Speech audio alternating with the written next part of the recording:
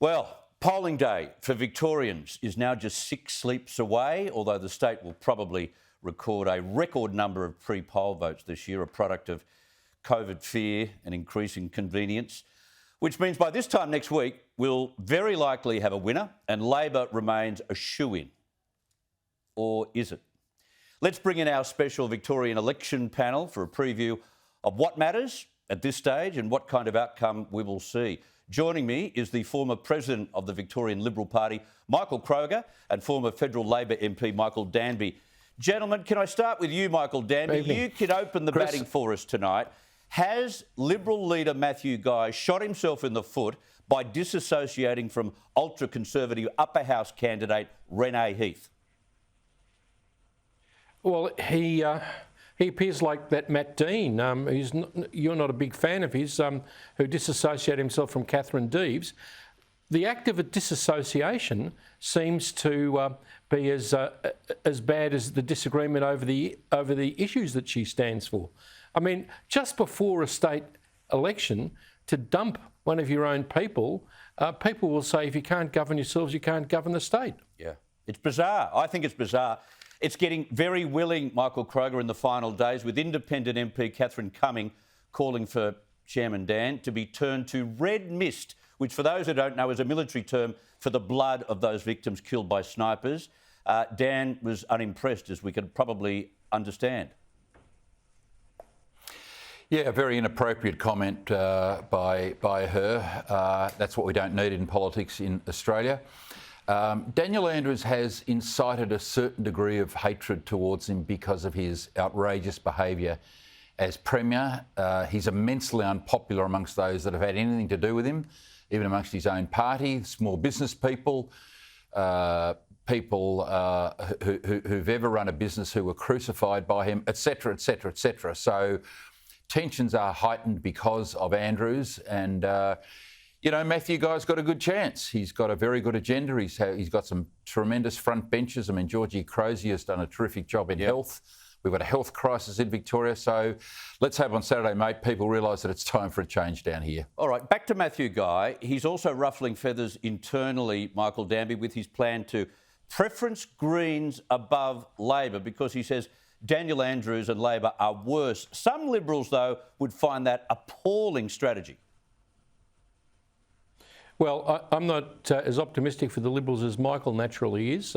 I think Andrews is still going to get back. I'm speaking in an analyst capacity, not in my capacity as a former Labor member. But if all of the psephologists tell me in Richmond, Northcote and Albert Park, the Liberal Party preferences will for sure elect Greens. So we've got 3 already. 3 plus 3 equals 6. 6 out of 88. If there's a minority Liberal Labor government under Dan Andrews reliant on 6 Greens, the situation for Victorians, Chris, is going to be worse than it is now. If you're complaining about the Andrews government, the Andrews plus the Greens can only be worse for Victoria. Yeah. Michael Kroger, I understand the strategy, but it's a dysfunctional voting system we have when the Conservatives roll out the red carpet for a Greens victory. Yeah, well, these are tactical decisions you make during campaigns, and you get some people agree, some don't. I looked at it some years ago and didn't proceed with the idea. Let's hope that very wise. Let's hope that none of these Greens actually get elected, particularly the one in Northcote, who it looks like a real extremist to me. This is the one who changed himself, his Extinction Rebellion, etc., etc. So. Theophanous, who I think's the member there, if we're not going to win that seat, then I certainly hope she's re-elected. But to get an Extinction Rebellion in the state parliament would be a new low. I mean, Lydia Thorpe in the Senate is bad enough, mate. Yes. To get an Extinction Rebellion member in the Victorian parliament would just show you how badly politics is going in Australia. To think that we would be electing people like that. Couldn't agree more. Now, meanwhile, Matthew Guy says his first actions as the new Premier, Michael Danby, if he gets there, of course, will be to scrap Dan's pandemic laws, you beauty, and increase exemption on stamp duty. I've always said about stamp duty, not only is it useless, you don't get a service for it, and you don't even get a stamp. No, well, it'll make a lot of the younger people happy if he does get elected and does proceed with that. I think it's an incentive for them, but it is a big part of state revenues. I wonder where he's going to get it, because we've got an enormous debt that's got to be financed. It'll be a debt bigger than Tasmania, New South Wales and Queensland together. Yeah. So he'll be in the same problems as a re-elected Labor government if he does, perchance, a minority chance in my view, get there. So does Dan have anything to worry about Michael Danby?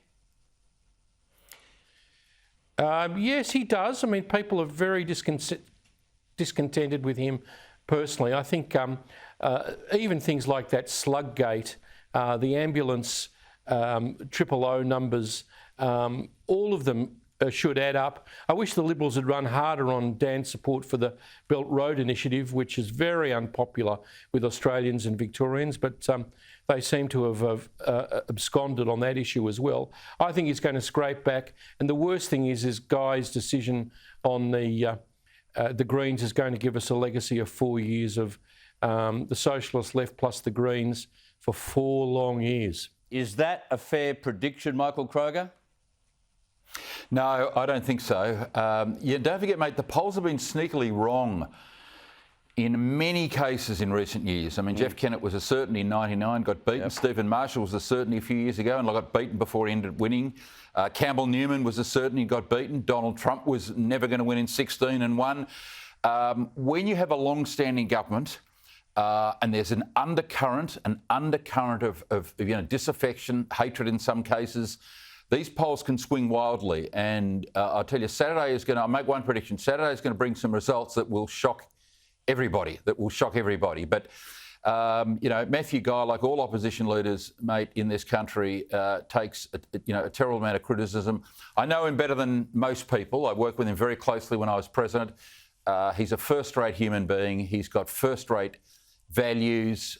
He's got a beautiful family. He's dedicated to Victoria. He's very honest. He's very sincere. He's very straightforward. And he'd be a great Premier. And I really implore anyone watching tonight who's in any doubt at all, vote for your local Liberal candidate, because if you end up with Matthew Guy, it'll be a vote well spent. All right. Good luck to both of you. Michael Kroger, Michael Danby, good to have you on the program. Thanks, mate. Thanks, Chris. Good on you.